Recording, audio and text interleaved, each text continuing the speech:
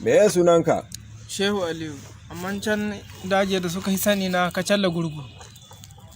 Kana da ilimin boko? A ba ilimin boko. Ilimin arabiya fa? Hizo guda ne garin. Me ya addininka? Musulunci. Me ya sunan babanka? Aliyu. Kana da aure? Akwai aure. Matanka nawa? Mata na biyu. Me ya sunayensu? Akwai Kulu, akwai Fati, Karamat. Kai dan wani gari ne? Ni dan Malbaza ne. Malbasa a wace ƙasa? Nijar. Sunana DSP Hassan Gimba Sule. Da kwai abin da muke kira cautionary word, wato alamun gargadi. Kana so in maka da Hausa ko in maka da Turanci? Amin da Hausa da zangane. Ni dan sanda mai suna DSP Hassan Gimba Sule, Sector Commander FIB Special Tactical Squad, Mina Sector, Force Headquarters Abuja. Wanda ke tare da ni nan DSP Hussaini Gimba Sule, Sector Commander FIB STS, Kaduna Sector, Force Headquarters Abuja, under the command and supervision of DCP Kolo Yusuf. Ni dan sanda mai suna DSP Hassan Gimba Sule, na yi niyyar gabatar da karanka a gaban kotu.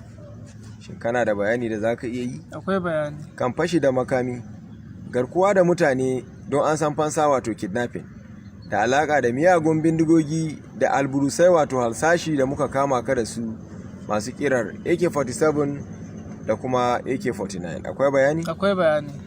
Ba tare da mu 'yan sanda muna tozarta maka bane ko bisa ga alkawari, kai Shehu Aliyu da aka fa sani da sunan daji Kacalla gurgu, don ka gaya muna gaskiya. Amma duk abin da ka ce yadda muka dauka a rubuce haka nike video recording naka, shi kuma zai kasance shaida a kanka gobe in muka gurfanar da kai a gaban kotu. Kai da za ka yi bayani ba bisa ka tozarci ba? To ka yi bayani waje. Lalle ni an kama ni a garin Gada da bindigogi guda biyu da ammunition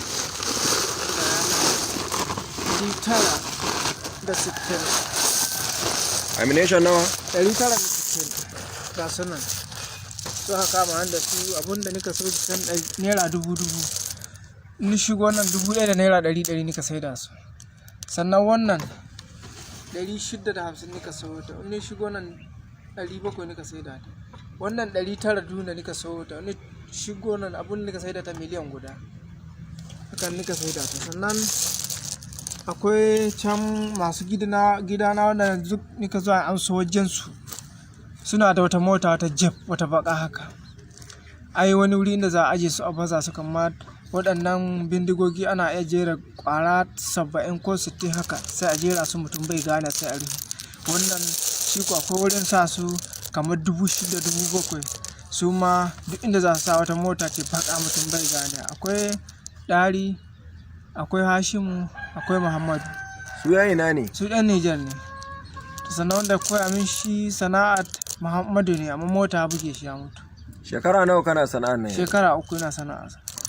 Amma akalla bindigogin da na saida 350 bindigogi ɗaya. To waɗannan su ko ban san, su ma akalla na saida 10,000 su ko ammunition. Su ma don ana sayan su da yawa. Nan taho akwai waɗanda za a kai ma da yawa. Akwai Kacalla Halilu, akwai Turji, sannan muna da akwai wani direba wanda ni gani shi ko wata mota, wata gob fara haka. Ita mota sai in ya taho sai ya sawa kaki, amma da ni tamani ce to wanga kaki ya ce shi soja ne. Amma ka tabbatar soja ne? To ni bai karatu wanda zan gane, don ban gane abun da zan gane na karanta wanda zai ciya ya yi min turanci ko wani abu ban gane. Amma ya sa kaki, ya sa komi, amma kuma mu yawanci barayi muna sa kaki. Amma ni abun da ni ɗau hannu kuma ya sa kaki, muka biyo ga gap ba a tare shi, sai dai a sara mushi. To kaga mutum bai a gane ta haka. Shi sojan muka taho yana ɗaukowa, kaga mun ka shigo can ba Kacalla Halilu, Turji, sannan muto nan ana kama Dogo Gide, ana kama shi Ƙawajin, sannan ana kama su waɗanga su ɗan gaske na sai dan mai yake guda 10, ɗan muhammed na sai dan mai guda 10, sayyadi na sai dan mai guda 10, basulube na sai dan mai guda 10. sannan akwai wasu waɗanda an kai magana su ko yake guda 10 waɗanda za a ɗauka da wajen tagina zuwa bunza. Da soja zan sa sai motar soja ta lalace, shi wannan wanda ka ce a soja ne sai an ka kira wani sai an ka sa sai ya kai su guda 10 an ka kai su.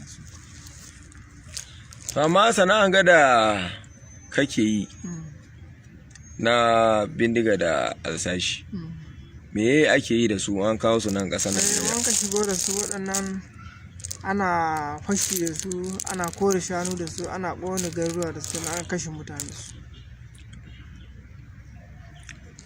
Bayan kai akwai wasu masu halaka da masu sai da bindigogi da suke kawowa nan Najeriya da ka sani? Gaskiya waɗannan dubawa a yesu ba, don ni ɗaya ka zuwa can amso, amma duk wanda ka zuwa can gaskiya ba wanda ne waya, ba wanda na sani. Amma babu wanda kai kake ba suna ba mutane kuma? Akwai wata mata wadda a tsafe na ba ta 6,000 har sau 3, sannan ni ba ta 2,000 kuma duk azumai su yawa ta kai masu. To za mu tsaya daga nan, muka sake samun wata hujja za mu ci gaba da tambaya, amma ina so in tambaye ka ko matan nan da ke tsafe kace ko? Tsafe take. Ko ka san sunanta? Suwaiba take. Suwaiba take.